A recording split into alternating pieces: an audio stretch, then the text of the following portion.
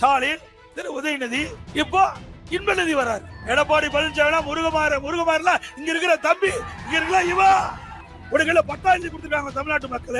இப்ப நான் சொல்றேன், எனக்கு பின்னால எங்களுடைய இயக்கத்துல இந்த கட்சிக்கு உழைக்கிறவங்க, விசுவாசமா இருக்கிறவங்க யார் வேணாலும் பதவிக்கு வர முடியும். ஒரு வார்த்தை சொல்லு பார்க்கலாம். வாரிசு அரசியலுக்கு முற்றுப்புள்ளி வைக்கின்ற தேர்தல் 2026 சட்டமன்ற தேர்தல். குடும்ப ஆட்சிக்கு முடிவு கட்டுற தேர்தல், மன்னர் ஆட்சிக்கு முடிவு கட்டுற தேர்தல் 2026 சட்டமன்ற தேர்தல் என்பதை நினைவு கொண்டு நீங்கள் அனைத்து இந்திய அண்ணா திராவிட முன்னேற்ற கழகத்தை ஆதரிங்கள். சிறுபான்மை மக்கள் ஓட்ட வாங்கணும். சிறுபான்மை மக்களை ஓட்ட வாங்க வேணும். சிறுபான்மை மக்கள், இஸ்லாமிய மக்கள், கிறிஸ்துவ பெருமக்கள் இந்த கட்சியை நம்பி ஏமாந்துறாதீங்க. எடப்பாடி பழனிசாமி உங்களுக்காக குரல் கொடுக்கின்றவர், உங்களுக்காக குரல் கொடுக்கின்றவர். எந்த காலகட்டத்திலையும் கொள்கை விட்டு கொடுக்க மாட்டேன். கூட்டணி வேற, கொள்கை வேற.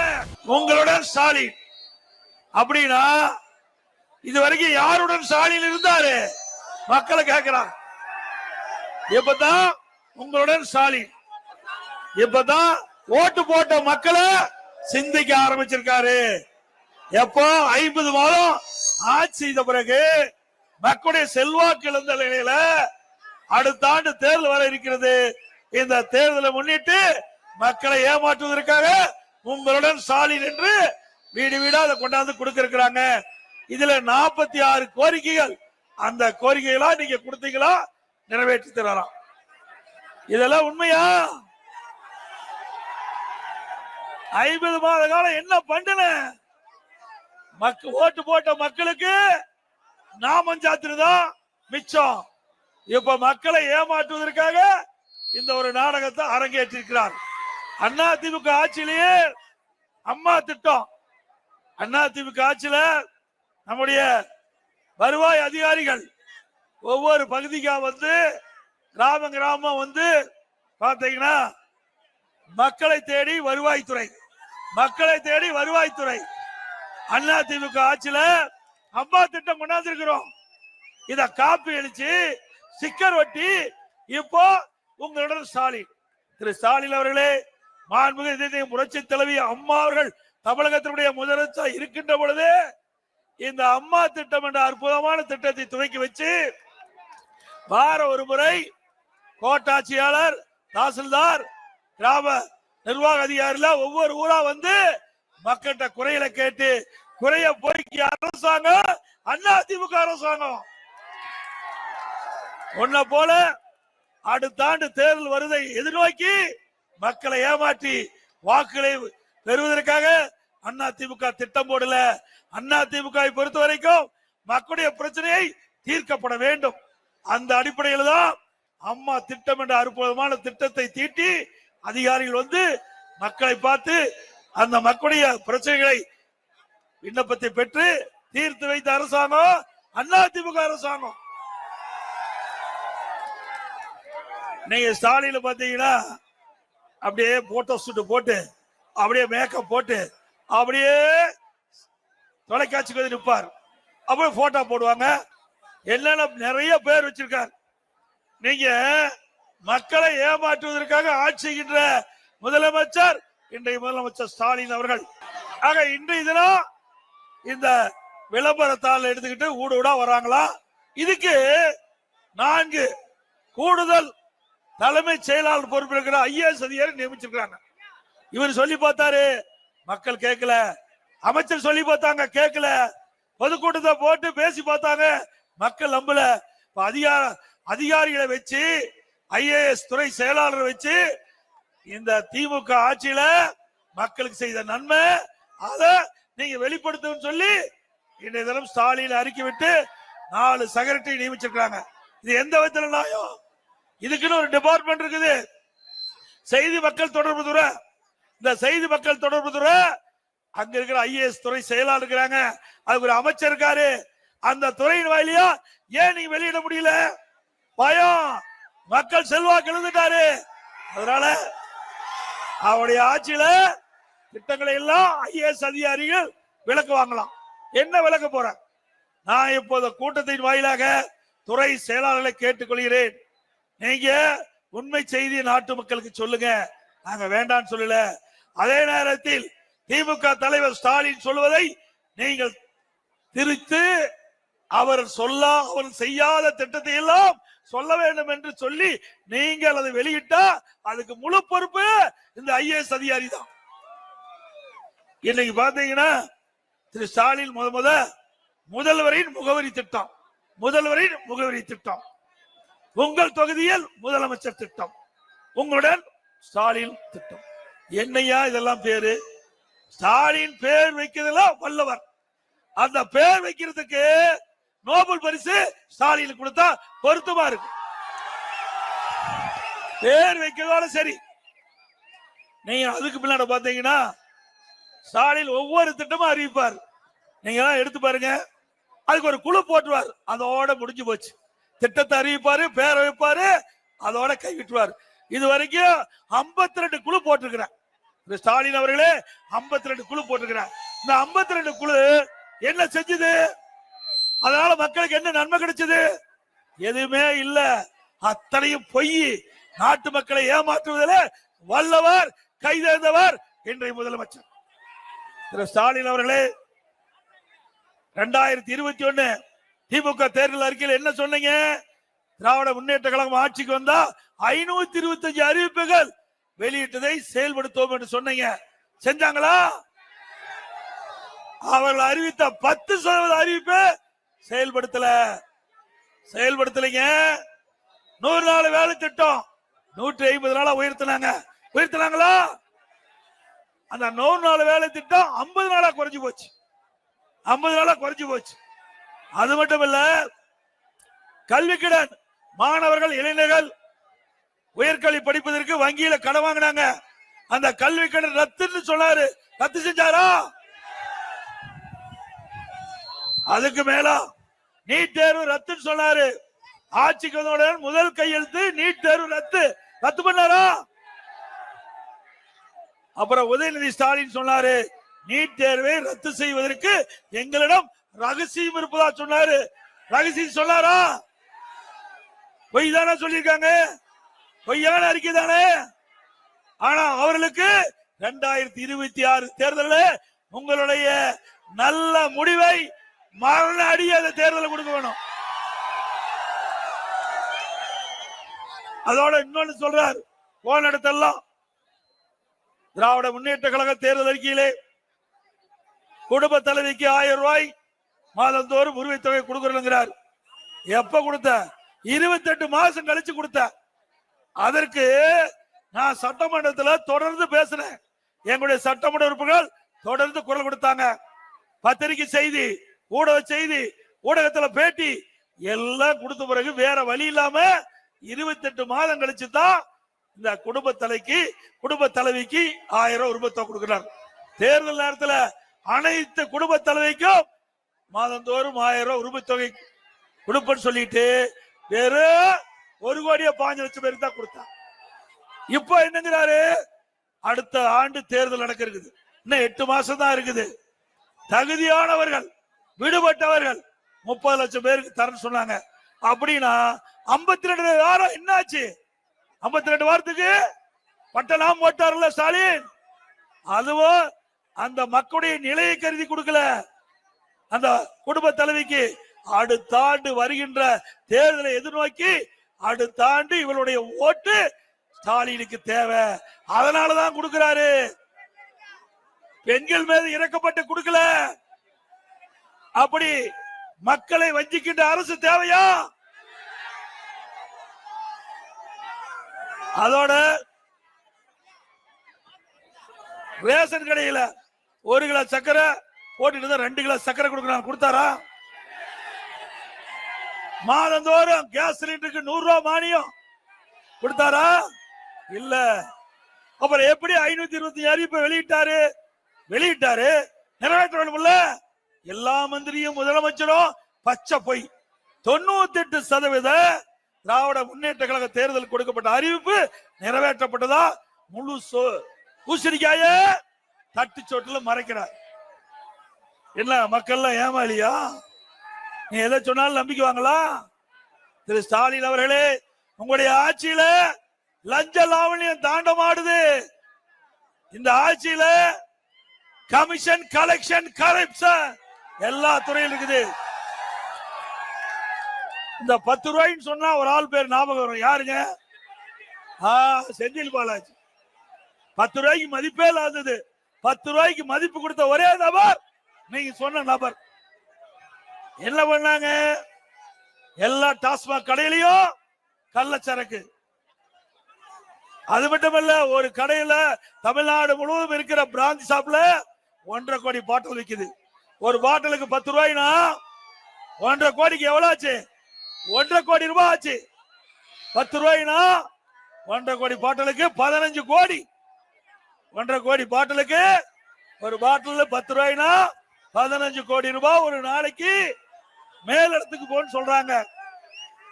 இன்னைக்கு ஒரு மாதத்துக்கு 450 கோடி, வருஷத்துக்கு 5400 கோடி. இந்த ஏழை மக்கள் தான் போய் பிராந்தி கடைக்கு போறாங்க. அந்த பிராந்தி கடைக்கு போறது அவருடைய விருப்பம். நாங்க வேண்டாம்னு சொல்லல. அது கூட தவறுதான். குடி கெடுக்குங்கிறாங்க. எல்லாம் உணர வேண்டும். இருந்தாலும் அந்த ஏழைகளிட்டையும் கொடுக்கிற ஒரே அரசாங்கம் திமுக அரசு. இது நியாயமா? இவங்களை விட்டு வைக்கலாமா? அதனாலதான் 453 மாதிரி உள்ள போயிட்டு வந்திருக்காரு. அதனாலதான் இந்த ஏழைகிட்ட இருந்து பணத்தை புடுங்கின காரணத்தினாலதான் ஆண்டவன் பார்த்தாரு, அவர் தூக்கி உள்ள வச்சுட்டார். இன்னைக்கு டாஸ்மாக் ஊழல் அமலாக்கத்துறை விசாரணை 1000 கோடி கண்டுபிடிச்சாங்க. அதுல 40,000 கோடிக்கு மேல அதுல முறைகேடு நடந்ததா பத்திரிகை செய்தி. அப்படின்னா இவ்வளவு பணத்தை கொள்ளையடித்த அரசாங்கம் தேவையா? இப்படி மக்களுடைய வரிப்பணத்தை மக்களுக்கு இருக்கின்ற ஏழை எளிய மக்களிடத்தில் சுரண்டுகின்ற ஆட்சி திமுக ஆட்சி.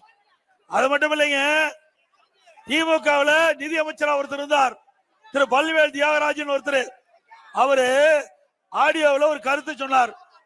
திரு சபரீஸ்வரன் திரு ஸ்டாலினுடைய மருமகன் உதயநிதி ஸ்டாலின் 2 பேரும் சேர்ந்து திரு சபரீஸ்வரனும் திரு உதயநிதி அவர்களும் 30,000 கோடியை கையில வச்சுக்கிட்டு என்ன செய்வது என்று திகைத்துக் கொண்டிருப்பதாக அந்த ஆடியோல செய்தி.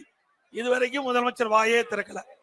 அப்படின்னா ஆட்சிக்கு வந்து 2 ஆண்டுல 30,000 கோடி கொள்ளையடிச்சிருக்கிறாங்க. மக்கள் சொல்லல, எதிர்கட்சி சொல்லல, திமுக அமைச்சரவையிலே அங்கம் வைக்கின்ற நிதி அமைச்சர் சொல்லியிருக்கிறார். ஆக ஊழல் நடந்தது, அம்பலமாயிட்டது. இப்படிப்பட்ட ஆட்சி தேவையா? இன்றைக்கு அண்ணா திமுக ஆட்சி கிராமத்திலிருந்து நகர வரை அரசு பள்ளியிலே படிக்கின்ற மாணவ செல்வங்கள் 3,81,000 பேர், 41% அரசு பள்ளியை படிக்கின்றார்கள். அரசு பள்ளியை படிக்கின்ற மாணவ செல்வங்கள் விவசாயி தொழிலாளி மகன், ஏழை தொழிலாளி மகன் தான் அதிகமா அரசு பள்ளியை படிக்கிறாங்க. அப்படி படிக்கின்ற மாணவருடைய எதிர்காலம் சிறப்பா இருக்க வேண்டும். அந்த மாணவருடைய கனவு நனவாக வேண்டும் என்பதற்காக 7.5% உள் இடஒதுக்கீடை கொண்டு வந்து சட்டம் இயற்றப்பட்டு அமுல்படுத்தப்பட்டு இன்றைய தினம் இந்த சட்டத்தின் வாயிலாக 2818 ஏழை மாணவர்கள் மருத்துவ படிப்பு படிக்கிறாங்க. 2818 பேர். எங்க ஆட்சி பார்த்தா குறை சொல்ற ஸ்டாலின் இன்னொரு சொல்றார், எடப்பாடி பழனிசாமி பாரதிய ஜனதா கட்சிக்கு ஊதுகுலா இருக்கிறான்னு சொல்லி. நானா ஊதுகுலா இருக்கிறேன்? திரு ஸ்டாலின் அவர்களே, நீங்க தான் காங்கிரசுக்கு இன்றைக்கு ஊதுகுலா இருந்துட்டு இருக்கிறீங்க. காங்கிரஸ் என்ன ஆச்சு? எமர்ஜென்சி கொண்டாந்தாங்க. அப்ப மிசா சட்டத்தை கொண்டாந்தாங்க. அப்ப யார உள்ள புடிச்சு போட்டாங்க? திமுக காரர் உள்ள புடிச்சு போட்டாங்க. இன்றைக்கு முதலமைச்சர் வாய்கிலே பேசுறாரு. திரு கருணாநிதியுடைய 100ஆண்டு விழா கண்காட்சி நடத்தி இருந்தாங்க. அதுல ஸ்டாலின் மிசா சட்டத்துல சிறையில் இருக்கிற மாதிரி ஒரு காட்சி.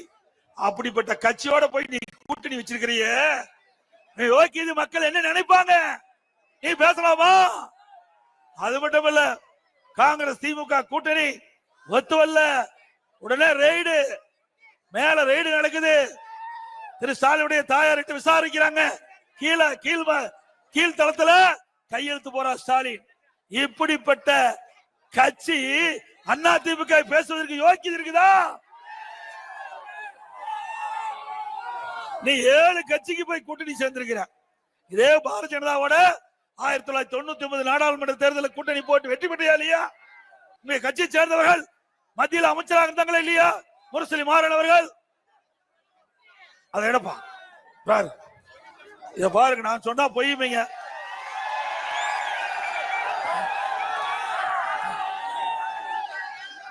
யாரோட? வாஜ்பாயிட்ட ஒருத்தர் மைக் சரி பண்றார், ஒருத்தர் எடுத்து கொடுக்கிறார். அப்ப திரு வாஜ்பாய் அவர்கள் நாட்டுடைய பிரதமரா இருக்காரு. அப்ப வாஜ்பாய் அரசாங்கத்துல திமுக கட்சி சேர்ந்த முரசொலி மாறன் மத்திய அமைச்சரா இருந்தார். நீ பேசலாமா? கூட்டணி பத்தி பேசுறதுக்கு யோக்கியம் இருக்குதா? அருகதை இருக்குதா? 2021 சட்டமன்ற தேர்தலில் திமுக பாரதிய ஜனதா திமுக கூட்டணி வச்சது, அப்பெல்லாம் பிஜேபி இனிச்சுது. இப்ப கசக்குதா? ஏயா, நாங்க கூட்டணி வச்சா தப்பு, நாங்க கூட்டணி வச்சா மதவாத கட்சி, இவர் கூட்டணி வச்சா நல்ல கட்சி. சிந்திச்சு பாருங்க. இதெல்லாம் எதற்காக?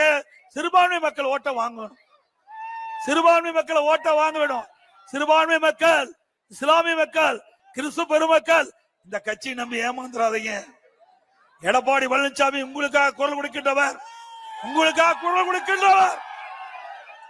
எந்த காலகட்டத்திலையும் கொள்கை விட்டு கொடுக்க மாட்டேன். கூட்டணி வேற, கொள்கை வேற, கூட்டணி வேற, கொள்கை வேற. ஆனா திமுக அப்படி அல்ல.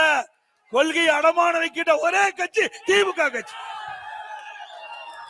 1999 பாரதிய ஜனதா கட்சியோட கூட்டணி வச்ச, அதுக்கு பிறகு 5 வருஷம் கழிச்சு காங்கிரஸோட கூட்டணி வச்ச. உனக்கு என்ன கொள்கை இருக்குது? இப்ப அண்மையில நேற்று இதெல்லாம் ஒரு நிகழ்ச்சியில பேசுறாரு, கம்யூனிஸ்ட் கட்சி, விடுதலை சிறுத்தை கட்சி, இதெல்லாம் கொள்கை ஒத்துடைய கட்சியா? கொள்கை ஒத்துடைய கட்சியா? திமுக கட்சிக்கும் கம்யூனிஸ்ட் கட்சிக்கு ஒரே கொள்கையா? திமுக கட்சிக்கு விடுதலை சிறுத்தைக்கு ஒரே கொள்கையா? திமுக கட்சிக்கு காங்கிரஸ் கட்சிக்கு ஒரே கொள்கையா? அண்ணா திமுக அப்படி அல்ல. கொள்கைகள் மாறுபடுகின்றன. தேர்தல் வருகின்ற பொழுது வாக்குகள் சிந்தாமல் இருப்பதற்கு அந்த எங்கள் நிறுத்தப்படுகின்ற கூட்டணி வேட்பாளர், அண்ணா திமுக வேட்பாளர் வெற்றி பெறுவதற்கு நாங்கள் கூட்டணி அமைக்கிறோம். உங்களை போல ஆட்சி அதிகாரத்துவதற்கு துடிக்கல. ஆட்சியில் இருந்தாலும் இல்லாவிட்டாலும் மக்களுக்காக சேவை செய்கின்ற ஒரே இயக்கம் அண்ணா திமுக இயக்கம். அந்த அடிப்படையில் தான் நாங்க கூட்டணி சேர்றோம். ஏன்னா இன்றைக்கு கூட்டணி சேர்ந்தா தான் வாக்குகள் சிதறாம கிடைக்கும். அந்த அடிப்படையில சேர்ந்திருக்கிறோம். அது மட்டுமல்ல, திராவிட முன்னேற்ற கழக அரசை அகற்ற வேண்டும் என்பது அண்ணா திமுக அரசு, அண்ணா திமுக கட்சி முதலடைக்குது. அதே போல பாரதிய ஜனதா கட்சி ஊழல் செய்கின்ற திமுகவை அகற்ற வேண்டும். அதற்காக அவர்கள் அந்த எண்ணத்தில் இருக்கிறாங்க. அப்படி அண்ணா திமுக கருத்தோடு ஒத்து போகின்ற கருத்துடைய கட்சிகளை நாங்க ஒன்னா சேர்த்துறோம். திரு ஸ்டாலின் அவர்களே, இன்னும் பொறுங்க. பிரமாண்டமான கட்சி எங்க கூட்டணியில் வர சேர இருக்குது. நினைச்சு பார்க்காத அளவுக்கு ஒரு கட்சி வரப்போகுது. எதிர்பாரு. 234 தொகுதியில 210 தொகுதி அண்ணா திமுக கூட்டணி வெற்றி பெறும். அண்ணா திமுக பெரும்பான்மை இடங்களை வெற்றி பெற்று தனிப்பெற ஆட்சி அமைக்கும். மக்களுடைய செல்வாக்கு இழந்த கட்சிக்கு இந்த தேர்தலில் ஒரு தகுந்த பாடத்தை புகுட்டுங்கள். திமுக குடும்ப கட்சி, அது ஒரு கார்பரேட் கம்பெனி கட்சி அல்ல. திரு கருணாநிதி, திரு ஸ்டாலின், திரு உதயநிதி, இப்போ இன்பநிதி வராரு. ஒரு அமைச்சர் சொல்றாரு, கேவலம் மூத்த அமைச்சர் பேரம்மா இருக்காரு உதயநிதி, அவர்கிட்ட கேட்ட போய் திறந்து விடுறார், டோர் போய் திறந்து விடுறார். பதவி எப்படி எல்லாம் காப்பாத்துறாங்க பாருங்க. திமுக பரிதாபமான நிலைக்கு போயிட்டு அந்த அமைச்சர் சொல்றாரு, இன்பநிதி வந்தாலும் நாங்கள் ஏற்றுக்கொள்வோம். அப்படிப்பட்ட அடிமை கட்சிக்கு தேவையா தமிழ்நாட்டில்? ஏன்னா வாரிசு அரசியலா? இங்க இருக்கிற முதலமைச்சர் ஏற்றுக்கொள்ள மாட்டாங்களா? மறுட்டுமே எல்லாம் ஜனநாயக நாடு. எடப்பாடி பழனிசாமி முருகமாறல இங்க இருக்கிற தம்பி, இங்க இருக்கிற இவா எல்லாம் ஒப்ப போட்டு பட்டா எழுதி வச்சிருக்கா? உடனே பட்டா எழுதி கொடுத்துருக்காங்க தமிழ்நாட்டு மக்கள். நீங்க தான் ஆட்சியில் இருக்கணுமா? ஒரு வார்த்தை. இப்ப நான் சொல்றேன், எனக்கு பின்னால எங்களுடைய இயக்கத்துல இந்த கட்சிக்கு உழைக்கிறவங்க, விசுவாசமா இருக்கிறவங்க யார் வேணாலும் பதவிக்கு வர முடியும். ஒரு வார்த்தை சொல்லு பார்க்கலாம். எங்கேயாவது ஒரு கூட்டத்திலேயாவது எங்க குடும்பத்தை தவிர திமுகவில் உழைக்கின்ற நல்ல பண்புள்ள ஒருவருக்கு நாங்க உயர்ந்த பதவி கொடுப்போம், திமுக கட்சியில தலைவர் பதவி கொடுப்போம், திமுக ஆட்சிக்கு வந்தா முதலமைச்சர் கொடுப்போம் ஒரு வார்த்தை சொல்லு ஸ்டாலின். முடியாது. கொஞ்சம் ஏமாந்தா காட்டு மன்னார் கோயிலுக்கு அத்தனை பட்டா போட்டுருவாங்க. எடுத்து முறை பட்டா போட்டு ஸ்டாலின். ஆமா, மன்னராட்சி வந்துட்டா என்ன பண்ணுவாங்க? மன்னராட்சி வந்துட்டா அவன் சொல்றதால நம்ம கேட்க வேணும். மக்களுடைய உரிமை போயிருமே, ஜனநாயகம் போயிருமே. அதனால சொல்றேன், வாரிசு அரசியலுக்கு முற்றுப்புள்ளி வைக்கின்ற தேர்தல் 2026 சட்டமன்ற தேர்தல், குடும்ப ஆட்சிக்கு முடிவு கட்டுற தேர்தல், மன்னர் ஆட்சிக்கு முடிவு கட்டுற தேர்தல் 2026 சட்டமன்ற தேர்தல் என்பதை நினைவு கொண்டு நீங்கள் அனைத்து இந்திய அண்ணா திராவிட முன்னேற்ற கழகத்தை ஆதரிங்கள். அண்ணா திமுக கட்சி உங்க கட்சி, மக்களுடைய கட்சி. நான் பெரிய மிராஸ்தார் மிட்டாதார் இல்ல, ஒரு விவசாயி. உங்க பகுதியில் விவசாயி நிறைந்திருக்குது. விவசாயிகள் நிறைய அண்ணா திமுக ஆட்சியில் செயல்படுத்தி கொடுத்திருக்கிறோம். அது மாதிரி ஒரு விவசாயி மீண்டும் ஆட்சிக்கு வருவதற்கு உங்களுடைய ஒத்துழைப்பை நல்க வேண்டும் என்று அன்போடு நேரத்தில் கேட்டுக்கிறேன்.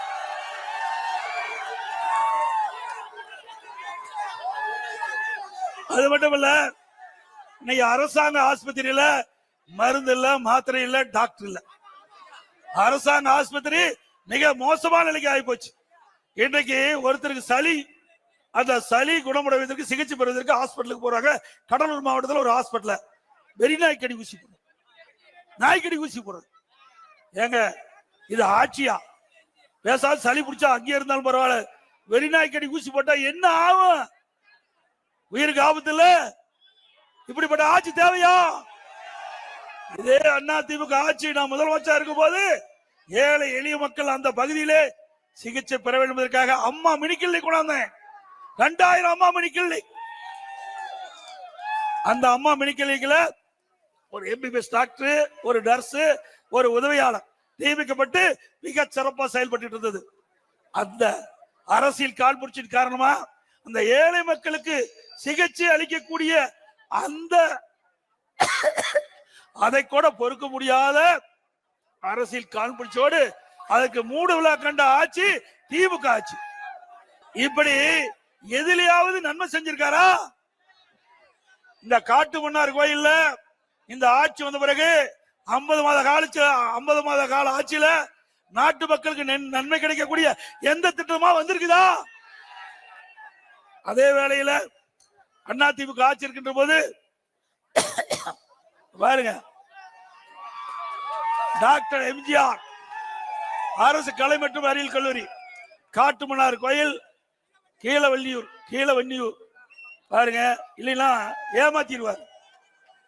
இப்படி நம்முடைய ஏழை எளிய மாணவர்கள், ஒடுக்கப்பட்ட தாழ்த்தப்பட்ட மாணவர்கள் குறைந்த கட்டணத்தில் பட்டப்படி படிப்பதற்காக அரசு கலை மற்றும் அறிவியல் கல்லூரியை கொண்டு வந்த அரசாங்கம் அண்ணா திமுக அரசாங்கம். அதே போல அரசு பாலிடெக்னிக் தொழில்நுட்ப கல்லூரி காட்டுமன்னார்கள் கூடுவெளி பாருங்க கட்டி கொடுத்திருக்கோம். இதுல நம்முடைய குழந்தைகள் குறைந்த கட்டணத்துல இந்த கல்வி படிக்கிறாங்க.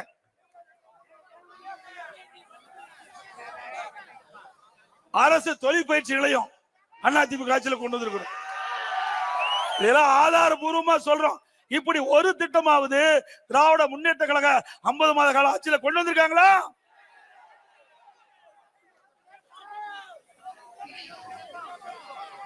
புதிய அரசு பேருந்து பணிமனை காட்டுமன்னார் கோயில கட்டி கொடுத்திருக்கிறோம்.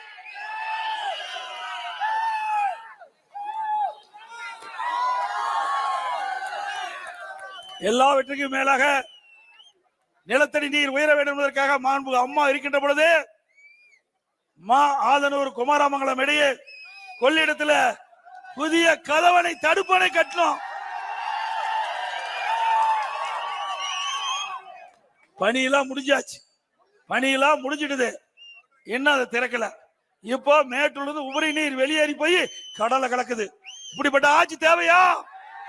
மக்களோட ஆட்சி தேவையா?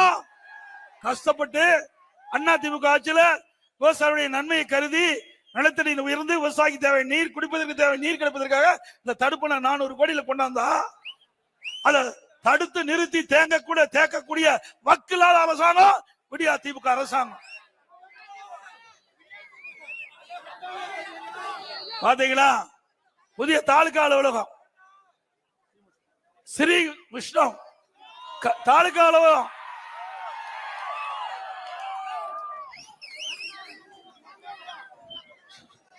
அதே போல புதிய ஊராட்சி ஒன்றியம் ஸ்ரீவஷ்ணுல ஊராட்சி ஒன்றிய அலுவலகம் கட்டி கொடுத்தது. இப்படி நிறைய திட்டங்களை கொண்டு வந்து உங்களிடத்துல நெஞ்ச நிமித்தி வாக்குகளை கேட்கிறோம். இப்படி திமுக காரன் ஒருவனாவது வந்து நான் இன்ன திட்டத்தை காட்டுமன்னார் கோயில கொண்டு வந்திருக்கிறேன், இதனால மக்கள் நன்மை கிடைச்சிருக்குது, இளைஞர்கள் படிப்பு கொடுக்கின்ற ஒரு திட்டத்தை கொண்டாந்து சொல்ல முடியுமா? இப்படி மக்களோட ஆட்சியை 2026 அகற்ற வேண்டும் என்று அன்போடு உங்களை கேட்டுக்கொண்டு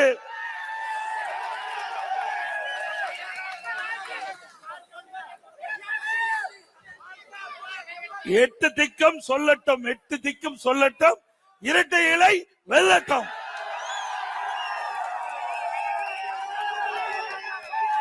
அதோட ஸ்டாலினுடைய திமுக அரசாங்கம் ஃபெயிலியர் மாடல் அரசாங்கம். திரு ஸ்டாலின் தலைமையில் இருக்கின்ற திமுக அரசாங்கம் ஃபெயிலியர் மாடல் அரசாங்கம் ஆகி போச்சு.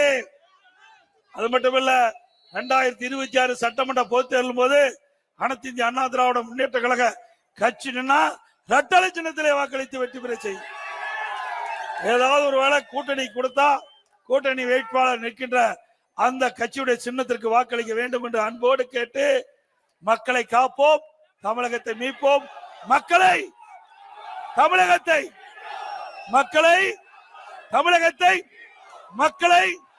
தமிழகத்தை பை பை ஸ்டாலின். நன்றி, வணக்கம்.